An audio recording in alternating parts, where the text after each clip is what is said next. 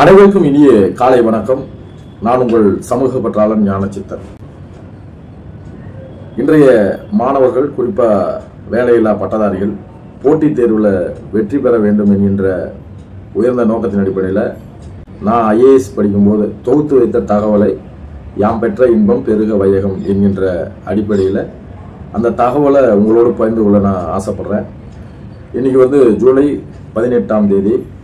ஜூலை 18ஆம் தேதி நடைபெற்ற வரலாற்றில் முக்கிய நிகழ்வுகள். இது எக்ஸாம் பாயிண்ட் ஆஃப் வியூவில் இருக்கும். இது எல்லாமே காம்படிட்டிவ் எக்ஸாமுக்கு யூஸ்ஃபுல்லாக இருக்கும். இப்போ வரலாற்றில் நடந்த முக்கிய நிகழ்வுகள், அது ஜூலை 18ஆம் தேதி என்னென்ன அப்படின்னு பார்க்கலாம். 1861ஆம் ஆண்டில் இந்தியாவின் முதல் பெண் பட்டதாரி காதம்பினி கங்குலி அம்மையார் மேற்கு வங்க மாநிலத்தில் பிறந்தாங்க. இவங்க தான் முதல்ல மருத்துவத்தில், அதாவது இந்தியாவின் முதல் பெண் மருத்துவர், தெற்காசியாவில் பெண் உடலியல் மருத்துவர். இவங்க தான் யாரு? காதம்பினி கங்குலி அப்படிங்கிற அம்மையார். அவங்க பிறந்தது 1861 ஜூலை 18 மேற்கு வங்காளத்தில் பிறந்தாங்க. இப்போ எக்ஸாம்பிள் கண்டிப்பாக கேட்பாங்க, இந்தியாவின் முதல் பெண் மருத்துவர் யார் அப்படின்னு. அதுக்கு ஆன்சர் இதுதான்.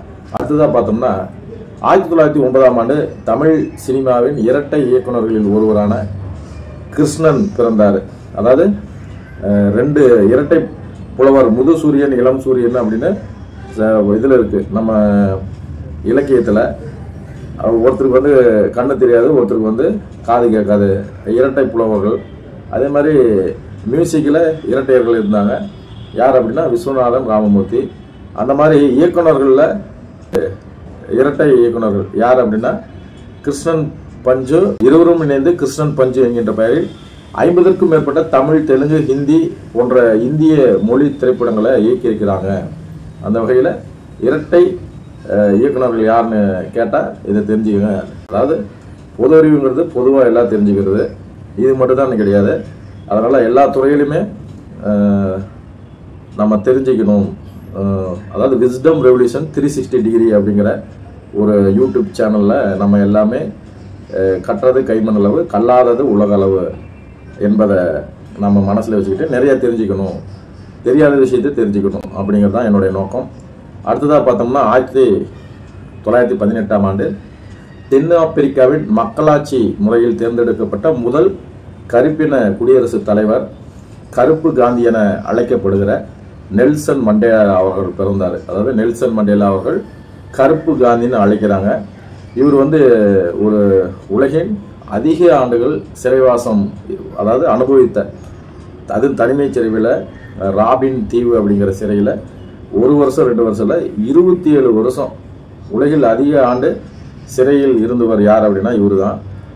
இவர் நிறவெறிக்கு எதிராக போராடி அகிம்சை முறையில் விடுதலை வாங்கின முக்கிய தலைவர்கள் ஒருவர். தொடக்கத்தில் அறப்போர், அதாவது நான் வயலன்ஸன் அப்படிங்கிற முறையில், வன்முறையற்ற வழியில் நம்பிக்கை கொண்டிருந்தார். ஆனால் நாட்பட ஆயுதம் ஏந்த வேண்டிய சூழல் இருந்தது. அப்புறம் ஆப்பிரிக்க தேசிய காங்கிரஸ் அப்படிங்கிற அமைப்பை தோற்றுவித்து தென்னாப்பிரிக்க மக்களின் விடுதலைக்காக இன வெறிக்கு எதிராக போராடினார். கொரில்லா போர் முறை தாக்குதலை நடத்தினார்.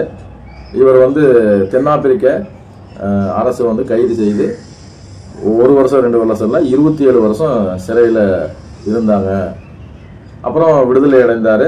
அப்புறம் தென்னாப்பிரிக்க நாட்டின் முதல் கருப்பின அதிபர் அப்படிங்கிற ஒரு மாபெரும் வரலாற்று சாதனைக்கு சொந்தக்காரராக திகழ்ந்தார். அது மட்டும் இல்லை, நெல்சன் மண்டேலா அவர்கள் பாரத ரத்னா விருது பெற்ற இந்தியர் அல்லாத ஒருவர்.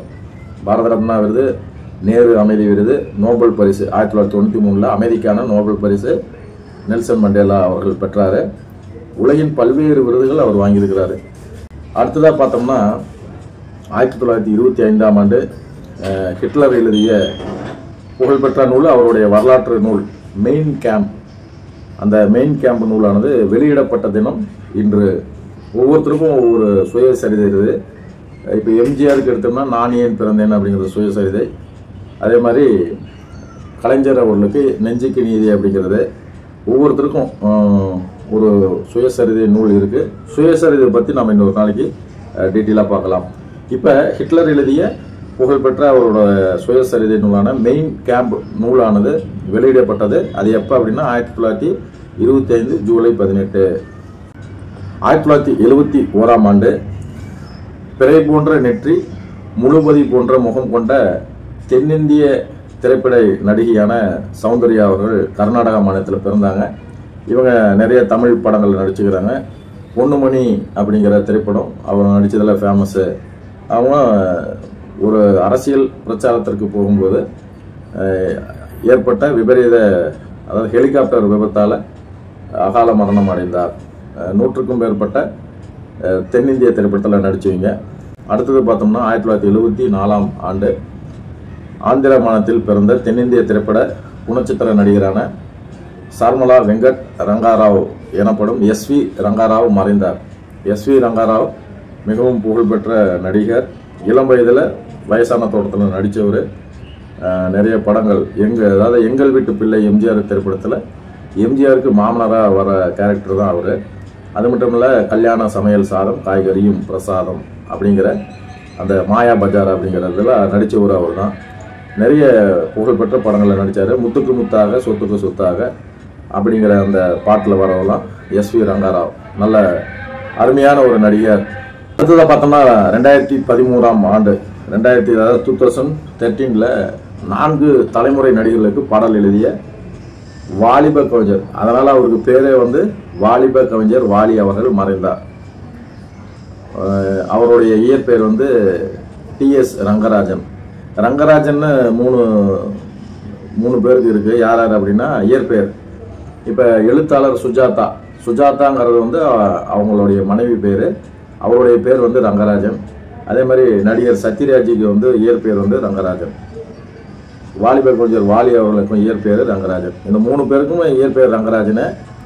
இவர் வந்து வாலி அவர்கள் எப்படி வாலின்னு வந்தார் அப்படின்னா, ஆனந்த விகடனில் மாலி அப்படிங்கிற ஒரு கார்ட்டூனிஸ்ட் ஃபேமஸானவர்.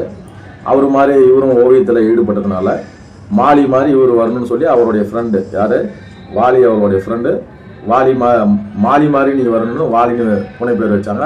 வாலிப கவிஞர் வாலி அவர்கள் 15,000க்கும் மேற்பட்ட பாடல்கள் எழுதிக்கிறார். 15,000 சினிமா பாட்டு எழுதிக்கிறாரு. அது மட்டும் இல்லாமல் நிறைய இலக்கியம் சார்ந்த படைப்புகளை கொடுத்துருக்கிறார். அவர் நிறைய நூல்களை எழுதியிருக்கிறாரு. அது மட்டும் இல்லை, சத்யா, ஹேராம், பார்த்தாலே பரவசம், பொய்க்கால் குதிரை போன்ற படங்களில் நடிச்சிருக்கிறாரு. கையளவு மனசு என்கின்ற தொலைக்காட்சி தொடரில் நடித்தார். 2007ஆம் ஆண்டில் இவருக்கு இந்திய அரசு வந்து பத்ம ஸ்ரீ விருது கொடுத்தது. வாலிப கவிஞர் வாலி அவர்களை பற்றி நான் ஒரு கவிதை எழுதிக்கிறேன். அது என்ன அப்படின்னா, எம்ஜிஆர், சிவாஜி, ரஜினி, கமல், அஜித், விஜய், சிம்பு, தனுஷ் என 4 தலைமுறை நடிகர்களுக்கு பாட்டு எழுதிய பாவலன் நீ. உன் தமிழ் நடை 50 ஆண்டுகளாய் தமிழ் சினிமாவில் போட்டது ராஜநடை. நீ பிறந்தது திருவரங்கம், உன் பாட்டால் அதிர்ந்தது தமிழ்நாட்டின் அனைத்து திரையரங்கம். வாலிப கவிஞர் வாலி அவர்களை பற்றி நான் எழுதின கவிதை இது. இப்போ அடுத்ததாக பார்த்தோம்னா ஜூலை 18ஆம் தேதி சர்வதேச பன்னாட்டு நாள். அது எதுக்காக அப்படின்னா நெல்சன் மண்டேலா இன்டர்நேஷ்னல் டே. சர்வதேச பன்னாட்டு நாள் நெல்சன் மண்டேலா. ஏன்னா அவர் பிறந்த தினம் இன்று. அவருடைய உழைப்பை போற்றும் வகையில் ஒவ்வொரு ஆண்டும் ஜூலை 18ஆம் தேதி நெல்சன் மண்டேலா தினத்தை ஐநா அறிவித்தது. 2009ஆம் ஆண்டில் நவம்பர் 10ஆம் தேதி ஒரு கருத்து கணிப்பு நடத்துச்சு. அதில் 192 நாடுகள் ஐநா சபையில் உறுப்பினராக இருக்கு. ஏகமனதாக எல்லா நாடுகளும் இவரை இந்த இதை வந்து எகென்ஸ்டாக யாரும் இல்லாமல் இந்த தினத்தை தேர்ந்தெடுத்தாங்க, பன்னாட்டு சர்வதேச மண்டேலா தினத்தை. அது எதுக்காக அப்படின்னா, இவர் வந்து இவருடைய உழைப்பை மனித உரிமைகளுக்காக இவர் போராடினார். இனவெறிக்கு எதிராக போராடினார். ஒரு நாட்டின் விடுதலைக்காக தன்னை அர்ப்பணித்தார். அவருடைய உழைப்பை நினைவு கூறும் வகையில் பிற நாடுகளிடையே நல்லுறவை ஏற்படுத்த, அமைதி வழியில் மக்கள் செல்வதற்கு, இப்படி பலதரப்பட்ட ஒரு கருத்து, அதாவது காம்போ. இது நம்ம ஒரு தேட்டருக்கு போனால் பல வகையான இது வச்சு ஒரு காம்போன்னு சொல்லுவாங்களா, அந்த மாதிரி இவருடைய பிறந்த தினத்தை எதுக்காக கடைபிடிக்கிறாங்க அப்படின்னா, நிறவெறிக்கு எதிராக போராடினார். எனவே இனவாதம் இருக்கக்கூடாதுங்கிறதுக்கு 27 வருஷம் சிறைவாசம் இருந்தார். அதனால் பொறுமை, சகிப்புத்தன்மை இருக்கணும், விடாமுயற்சி இருக்கணும், அவருடைய உழைப்பை நம்ம வரவேற்கணும் அப்படின்னு இந்த தினத்தை சர்வதேச மண்டேலா தினமாக கடைபிடித்து வருகிறார். ஒவ்வொரு ஆண்டும் நீங்கள் டிஎன்பிசி, யூபிஎஸ்சி போன்ற எக்ஸாமில் போகும்போது இம்பார்ட்டன்ட் டேஸை பற்றி கண்டிப்பாக கேட்பாங்க. அதனால் இந்த ஆங்கிளில் நீங்கள் தெரிஞ்சுக்கணும். எப்படின்னா ஒவ்வொரு ஆண்டும் சர்வதேச மண்டேலா தினம் எப்போது அப்படின்னு கேட்பாங்க. அதனால் நீங்கள் ஒரு விஷயத்தை தெரியும் போது எதுக்காக அப்படின்னு தெரிஞ்சுக்கணும். இன்றைய வரலாற்றில் இன்று தகவல் இதோடு நான் முடிச்சுக்கிட்டு மீண்டும் நாளைக்கான வரலாற்று தகவலோடு நான் உங்களை சந்திக்கிறேன். நன்றி, வணக்கம். நான் உங்கள் சமூக பற்றாளன் ஞானச்சித்தன்.